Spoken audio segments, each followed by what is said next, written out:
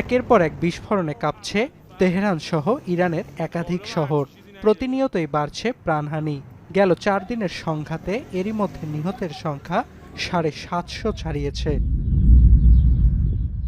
মঙ্গলবার ইরানের প্রেসিডেন্টের কার্যালয় ও সিকিউরিটি কাউন্সিল ভবন ছাড়াও অস্ত্র তৈরির স্থাপনাগুলোতে হামলা চালানোর দাবি করে আইডিএফ। এছাড়াও নতুন করে প্রকাশিত স্যাটেলাইট ফুটেজে ধরা পড়েছে নাতানজ পারমাণবিক স্থাপনার ক্ষয়ক্ষতির চিত্র। তবে পাল্টা হামলা চালিয়ে প্রতিপক্ষকে সমান তালে জবাব দিয়ে যাচ্ছে তেহরানও। নতুন করে ইসরায়েলের মধ্যাঞ্চলে ক্ষেপণাস্ত্র ছুড়েছে ইরান। এতে বেশ কয়েকজন আহত হয়েছেন।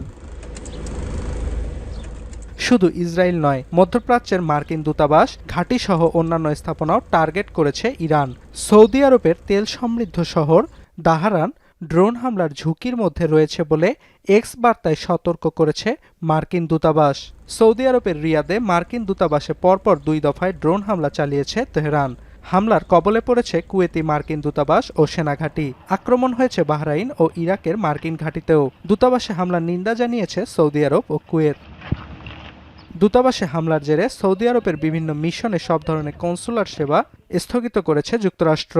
বন্ধ ঘোষণা করা হয়েছে কুয়েতের মার্কিন দূতাবাস। এছাড়াও মধ্যপ্রাচ্যের 15টি দেশের মার্কিন নাগরিকদের এখনই দেশ ছাড়ার নির্দেশ দিয়েছে যুক্তরাষ্ট্রের পররাষ্ট্র দপ্তর। পাশাপাশি হামলার শঙ্কায় রিয়াদে দূতাবাস সাময়িক বন্ধ ঘোষণা করেছে কানাডাও। এদিকে লেবাননেও হামলার মাত্রা বাড়িয়েছে ইসরায়েল। এরই মধ্যে তেল আবিবের টানা আক্রমণে সীমান্ত এলাকা থেকে পিছু হটেছে লেবাননের সেনারা। ঘরবাড়ি ছেড়ে নিরাপদ আশ্রয়ের খোঁজে লেবাননের কয়েক হাজার মানুষ। সামাজিক যোগাযোগ মাধ্যমে দেয়া বার্তায় ট্রাম্প জানান, ইরানের সঙ্গে আলোচনার সময় পার হয়ে গেছে। তেহরানে যুক্তরাষ্ট্র ও ইসরায়েল হামলা শুরুর পর ইরান আলোচনার প্রস্তাব করে বলেও দাবি করেন মার্কিন প্রেসিডেন্ট।